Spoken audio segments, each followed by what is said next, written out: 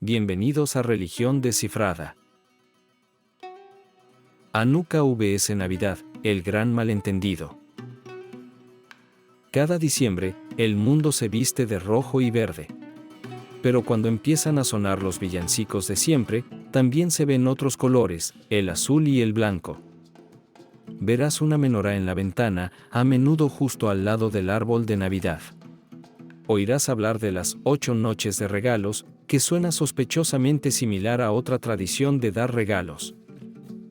Este es el dilema de diciembre. Durante décadas, esta coincidencia de fechas ha dado lugar a uno de los malentendidos culturales más extendidos en el occidente moderno, la suposición de que Hanukkah es, esencialmente, la Navidad judía. Es una suposición que parece lógica, pero es fundamentalmente incorrecta. No son simplemente festividades distintas. Son categorías diferentes de festividades. Una es una importante celebración teológica de un nacimiento divino. La otra es una festividad menor, posterior a la Biblia, que celebra la victoria militar y la libertad religiosa. Entonces, si Hanukkah no es la Navidad judía, ¿qué es en realidad? ¿Y qué enseña realmente el judaísmo sobre el hombre que está en el centro de la Navidad, Jesús? Analicemos la historia que no aprendiste en las tarjetas navideñas. Para descubrir la verdadera historia de Hanukkah, debemos viajar en el tiempo, no al Imperio Romano, sino al griego. Nuestra historia comienza en el siglo II a.C. Judea, la tierra de los judíos, forma parte del inmenso imperio seleucida, un reino griego gobernado por los sucesores de Alejandro Magno. Durante mucho tiempo, las cosas fueron relativamente pacíficas. Los judíos practicaban su fe monoteísta y los griegos la suya politeísta. Pero en el año 175 a.C., un nuevo rey ascendió al trono, Antíoco IV. Antíoco se hacía llamar Epífanes, que significa Dios manifestado. Los judíos, sin embargo, tenían un apodo diferente para él, Epimanes, que significa el loco. Antíoco fue un ferviente promotor del helenismo, la cultura, la lengua y la religión griegas. Consideraba la negativa de los judíos a asimilarse como una amenaza política. Así que decidió romperlos. Prohibió el judaísmo. Prohibió la lectura de la Torá. Prohibió la circuncisión y la observancia del sábado. La desobediencia se castigaba con la muerte. Pero su último acto de profanación fue el que desencadenó la guerra. En el año 167 a.C., Antíoco entró en Jerusalén, asaltó el segundo templo, el lugar más sagrado del judaísmo, y erigió un altar a Zeus en su interior. Acto seguido, cometió lo que los textos judíos denominan la abominación de la desolación, sacrificó un cerdo, animal considerado impuro según la ley judía, sobre el altar sagrado del templo. Para el pueblo judío, esto no fue solo un insulto. Fue una declaración de que su Dios y su propia identidad debían ser borrados. Todo parecía perdido. Pero en una pequeña aldea llamada Modín, un anciano sacerdote llamado Matatías y sus 5 hijos se negaron a inclinarse. Cuando un funcionario griego intentó obligarlos a sacrificar a un dios pagano, se negaron. Se desató una pelea, y Matatías y sus hijos mataron a los funcionarios y huyeron a las montañas. Este fue el comienzo de la revuelta macabea. Liderados por el hijo de Matatías, Judá, apodado Yehuda Maccabi, Judá el martillo, este pequeño grupo de rebeldes inició una guerra de guerrillas imposible contra el imperio más poderoso de la tierra. Fue una guerra de campesinos contra soldados profesionales. Una guerra que debería haber terminado en semanas.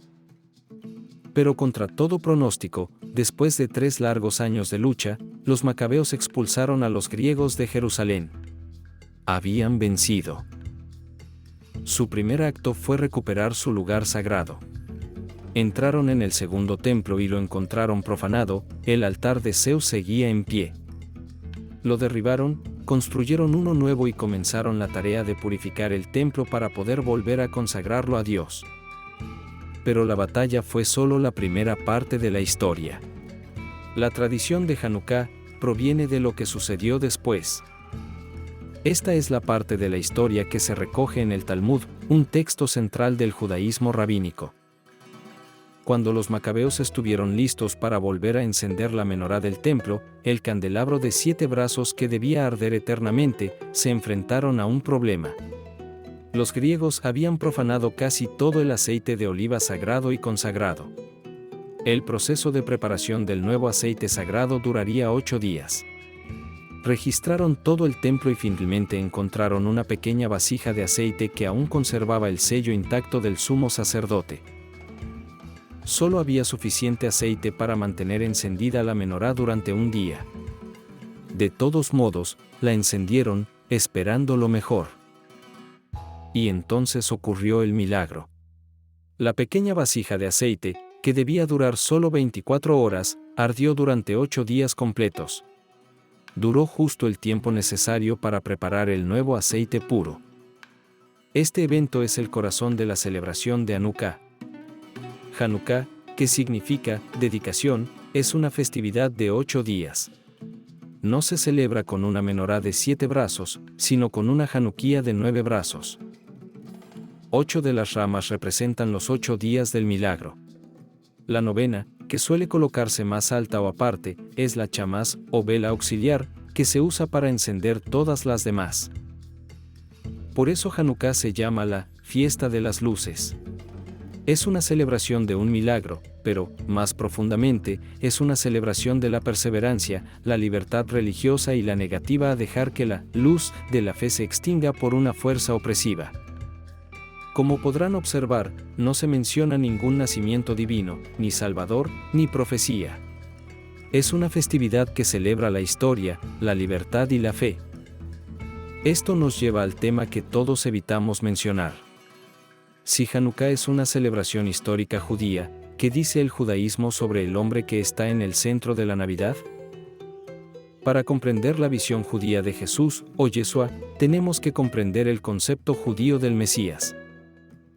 En el judaísmo, el Mesías, o Mashiach, que significa ungido, no es un ser divino ni el Hijo de Dios. El Mesías esperado es un líder humano, un gran rey descendiente del rey David. Se espera que sea un brillante estratega político y militar que, primero, reunir al pueblo judío del exilio y devolverlo a Israel. 2. Reconstruir el templo sagrado de Jerusalén.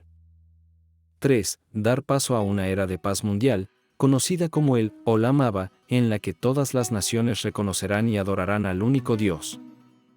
Es una misión muy mundana, política y nacional. Desde la perspectiva judía, Yeshua de Nazaret fue uno de varios hombres judíos de esa época a quienes algunos consideraban el Mesías. Fue un rabino judío histórico que impartió poderosos mensajes de amor, ética y arrepentimiento. Era judío en toda la extensión de la palabra. Pero no cumplió las profecías mesiánicas. No liberó a los judíos del dominio romano, de hecho, el templo fue destruido tras su muerte. No reunió a los exiliados. Y no trajo la paz mundial. Por lo tanto, para el judaísmo, Jesús fue un gran maestro, quizá incluso un profeta, pero no fue el Mesías. Las afirmaciones fundamentales del cristianismo, que Jesús era el Hijo Divino de Dios, que murió por los pecados de la humanidad y que resucitó, son precisamente los puntos en los que el cristianismo diverge del judaísmo. Por eso, desde un punto de vista religioso, el judaísmo no celebra el nacimiento de Jesús. Simplemente no forma parte de su teología.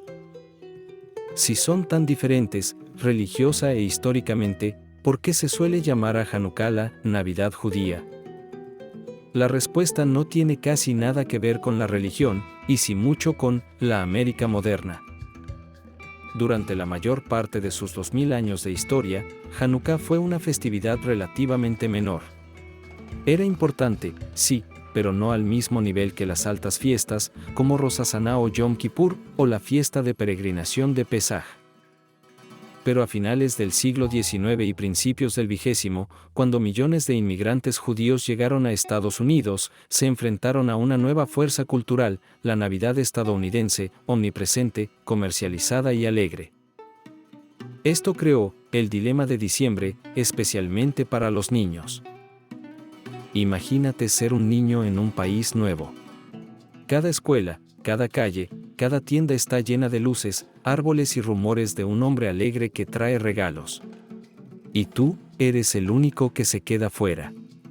Los padres judíos y los líderes comunitarios, que deseaban que sus hijos sintieran alegría y orgullo por su propia herencia, necesitaban una solución.